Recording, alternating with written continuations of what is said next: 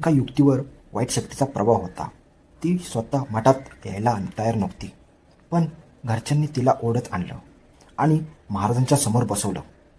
जसा तिचा त्या शक्तीवरचा प्रभाव वाढायला लागला, तसंच महाराजांच्या सानिध्यात सगळं शांत झालं.